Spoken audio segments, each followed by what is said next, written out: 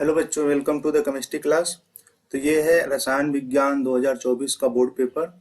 इसमें हम बारी बारी से करके न्यूमेरिकल करेंगे और ये वीडियो सीरीज बहुत छोटा होगा, ज़्यादा लंबा भी नहीं होगा।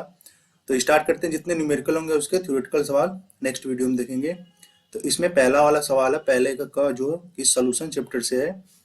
इसमें सवाल दिया हुआ कि 5 ग्राम NaOH है, तो इसका मतलब W की वैल्यू 5 ग्राम दी हुई है। और यहाँ पे NaOH है तो NaOH का हम लोग मोलर मास निकाल लेंगे।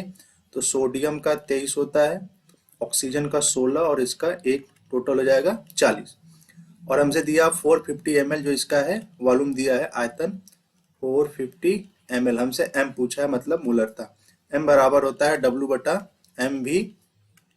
W की वैल्यू है 5 और M की वैल्यू है 40 और इसका वैल्यू है 450। याद रखिएगा 450 ml दिया है, इसको हम लीटर में कन्वर्ट करने के लिए 1000 से डिवाइड कर देंगे। तो 1000 से डिवाइड करने पे 1 0 से 1 0 यहाँ कट गया, 1 0 से 1 0 यहाँ, ये ऊपर चला जाएगा तो हो जाएगा ऊपर 50 अपॉन नीचे 4 और 45।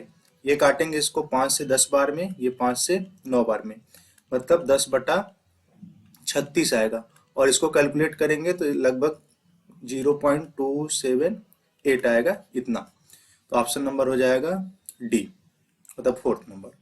इसमें सवाल है दूसरा का क। तो दूसरे के क वाले सवाल में हमसे 2 सवाल पूछा हुआ है जो कि 2 नंबर का है। तो देखिए दूसरे के क में दिया क्या और हमसे पूछा क्या है। तो 30 ग्राम एथिलीन ग्लाइकोल दिया है, मतलब विलेय का भार दिया है यहाँ पे। तो स्मॉल w की वैल्यू जो हो जाएगी वो हो जाएगी 30 ग्राम। तो स्मॉल w इक्वल टू 30 ग्राम। और यहाँ पे आगे दिया 450 ग्राम, ये विलायक की वैल्यू है, तब विलायक का भार दिया हुआ है। तो यहाँ पे हो जाएगा 450 ग्राम। आप ऐसे भी पहचान सकते हैं, जो छोटी वैल्यू होती है वो विलेय की होती है और जो बड़ी वैल्यू होती है वो विलायक की होती है। और हमसे यहाँ पे आगे पूछा हुआ है एथिलीन ग्लाइकोल का फार्मूला दे रखा है। कभी कभी ये फार्मूला दिया भी नहीं होता, तो यहाँ से हम इसका अणुभार निकाल लेंगे। M equal to C2। तो C2 का मतलब 1 का 12 होता है, तो 12 दूना 24। और यहाँ पे दिया है H6, तो एक हाइड्रोजन का 1, तो 6 हाइड्रोजन का 6 हो जाएगा, प्लस यहाँ पे दिया O2, तो ऑक्सीजन का 16, 16 दूना 32, 32 38, 38 24 जो हो जाएगा ये 62 आएगा। और हमसे क्या दिया, हमसे पूछा क्या है, ध्यान दीजिएगा यहाँ पे। हमसे पूछा है कि विलयन के हिमांक में अवनमन और विलयन का हिमांक निकालना है। तो विलयन के हिमांक में अवनमन निकालने के लिए हमको करना पड़ेगा, हमको फार्मूला पता है, M बराबर 1000 गुणे KB इंटू स्मॉल w बटे delta TB into capital W। इस वाले फार्मूले से हम निकालेंगे। तो हमसे पहले पूछा हुआ कि विलयन के हिमांक में अवनमन। तो यहाँ पे एक चीज याद रखिएगा, यहाँ से आपसे के मतलब यहाँ पे KB वाला फार्मूला, ये KB वाला फार्मूला जो लगता है, B का मतलब होता है बॉइलिंग पॉइंट।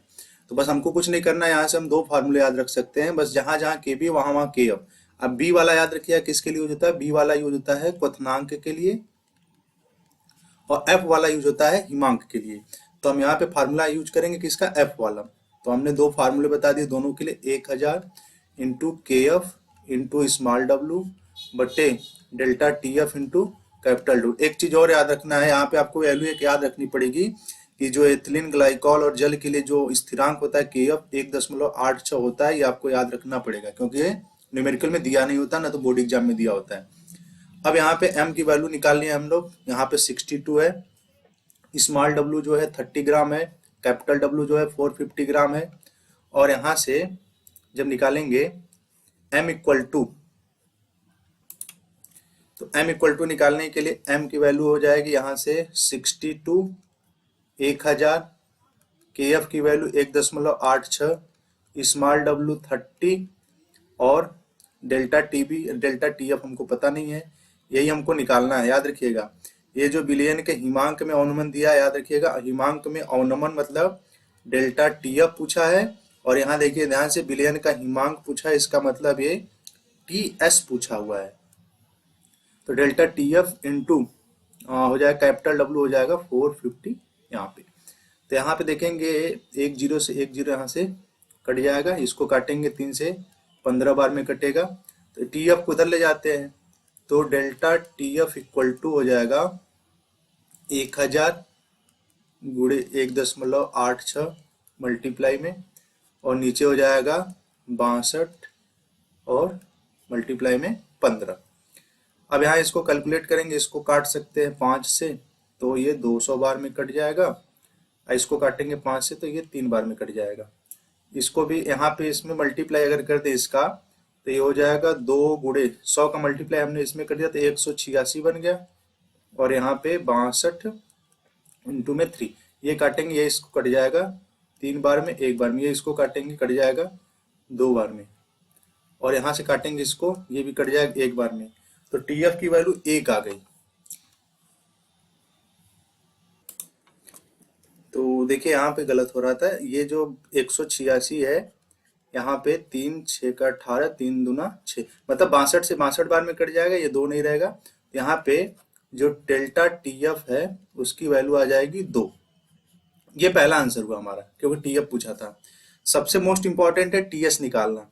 टीएस निकालने के लिए सबसे बड़ा कंफ्यूजन होता है, क्योंकि डेल्टा टीवी में अलग वैल्यू होती है और डेल्टा टीएफ में अलग वैल्यू होती है। याद रखिएगा, जो डेल्टा टीवी होता है वो टीएस माइनस टी नॉट होता है, क्योंकि उसमें टीएस बड़ा होता है, और इस वाले में डेल्टा टीएफ में टी नॉट माइनस टीएस होता है। इसमें विलयन का हिमांक और नमन, मतलब विलयन का हिमांक जो है बड़ा होता है।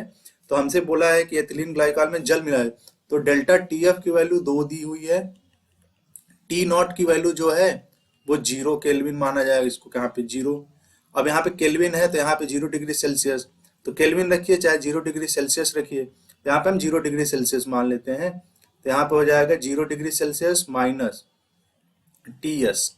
अब टीएस को इस पार लाएंगे तो टीएस इक्वल टू हो जाएगा 0 माइनस 2, मतलब टीएस की वैल्यू आ जाएगी 2 डिग्री सेल्सियस।